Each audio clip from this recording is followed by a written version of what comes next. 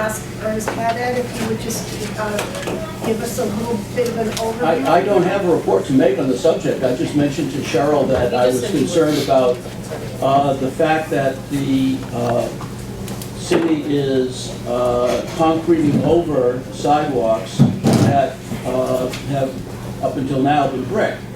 When we had the, I believe she's an architect by profession, but who was the project manager for the bicycle path, I asked specifically what the plan was for replacing the sidewalks. And we talked very briefly about the pros and cons of brick and concrete. And she did not give a definitive response, led us, or at least led me to believe that there was a decision yet to be made on what the sidewalk material was going to be. And so I was a little bit surprised to see the vast expanses of concrete. I realize that there are safety issues, but I think the safety issues can be overcome. There's a beautiful new brick sidewalk at Battery Wharf, so that got permitted. And I don't know if it's too late. Broad Street also? Yeah, so I don't know if it's too late to influence what the sidewalk material is going to be. Then, by the way, I noticed that there is a letter here that was sent by some of our neighbors which addressed the issue. I just saw this tonight for the first time. But do you know whether there's a possibility to influence this business? Maria Lansman, Mayor's Office of Neighborhood Services. And so my office, as well as the Public Works Department and the Transportation Department, have heard concerns from residents about the brick. But since the beginning of the Connect Historic Boston, one of the aims was to make sure that these sidewalks were ADA accessible, and during upgrades by adding the bike trail and the signal timing, as well as moving the parking over and taking out that lane, upgrading the sidewalks was always one of the priorities of this project. And so, I mean, I don't know if any of you have been down Commercial Street, but the bricks in between the sail off right now are up, and they will be replaced by concrete. And that's been in the design since 2013. But it is an upgrade for compliance issues. This project had been reviewed by the National Historic Society as well as the Boston Landmarks Commission. So if it was deemed a historic sidewalk, then that would have came up in those hearings, not to mention the over 40 public meetings that this project had since its inception in the previous administration. Maria, I'd just like to say in response to that many of the people here went to many of those meetings and were, I think, totally unaware that that concrete sidewalks were part of the project. And correct me if there's anyone here who was at those meetings and understood that. The other thing is that I think what people are saying is that there are other parts of the city that have the correct type of brick that is accessible. So you don't have to get rid of the brick to make things accessible. And I think the other thing that is really distressing to the group is that people are raising this concern to the city, and the answer that we get is, oh, we intended to do this all along, essentially drop dead. It's not a very helpful answer to get. So I think that people are raising a very serious concern. We are an area of the city that produces a lot of revenue for the city. One of the things that makes us so attractive in terms of producing revenue is the charm, the old world feel. And here is something that is really totally destroying that on those sidewalks, and the city doesn't seem to have any concern about that whatsoever.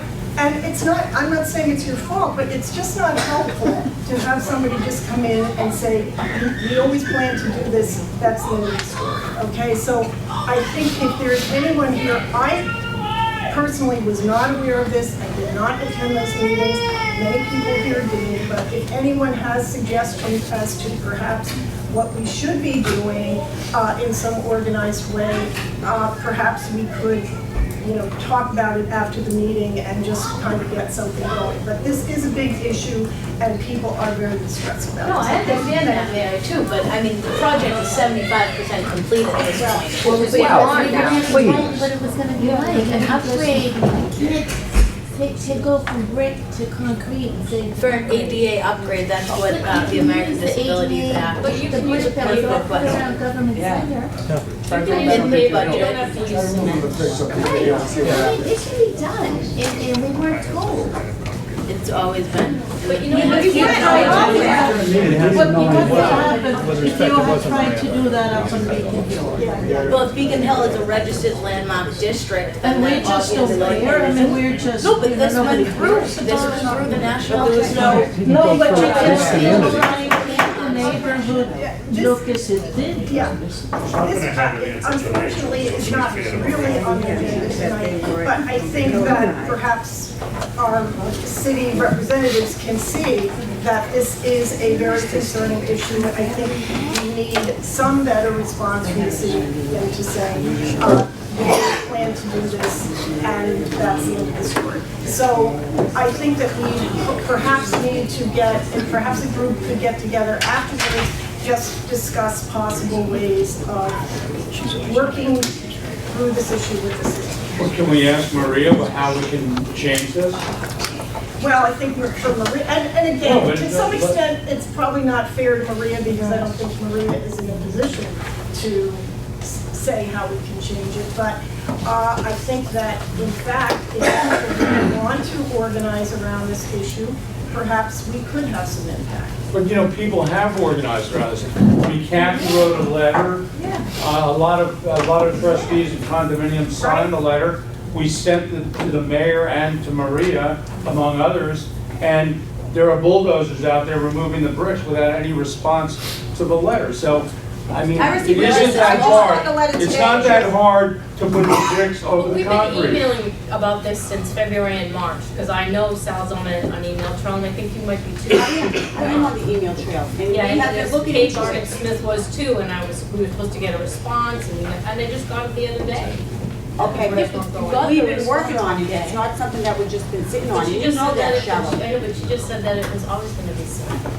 Well, it was always going to be compliant with ADA, and cement is what the public works. Which could be brick. Cement is what the public works department does. I'm not a civil engineer. If I could draw up the plans differently, put brick pavers, Yeah, I but would. what is the city going to do in response to the letter that I and many other people signed? Well, I have to confirm with the mayor. I got it this morning. Okay, but by all means do and report back. I will. Let's not put the ball in our court. We have told you what we want, so tell us what you're going to do I about it. will. You've given me about 12 hours. Okay, so but then far. make that commitment. Make that commitment to the people. I will report back. You all. Thank you My very number much. is 617-637. No.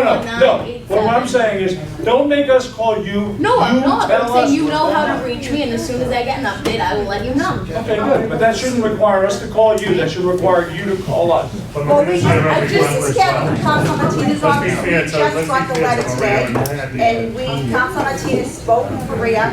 I signed this letter and I haven't gotten a response. That's what I know. They got the letter this morning. Let's Let's be fair to the city officials here too. Okay, but if the city's official says, you're right, I got the letter, I'm gonna respond, that would be one thing. To say, months ago, we told you that it was gonna be an upgrade is not a response, because I don't consider a piece of concrete to be an upgrade from bricks. Okay. What they're telling them, why they was told, not defending the decision. Okay. It's a great concern to people. That's concrete. We need something further from the city. We're going to have to move on tonight, but it's certainly something that needs to be addressed by the city. Can I add one more thing to the conversation?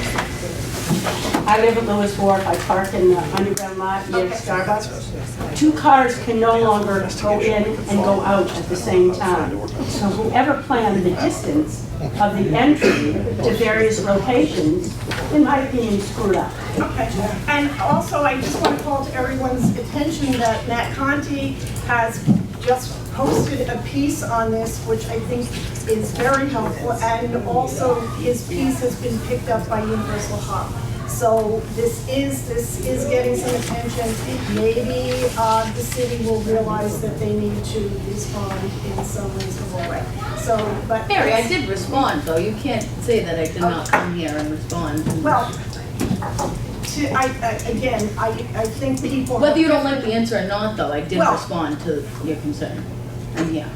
Okay, you're here, you just said you can't do anything, but I think people are looking for something more than that. So I think we'll end this discussion for now and move on to the zoning matter. So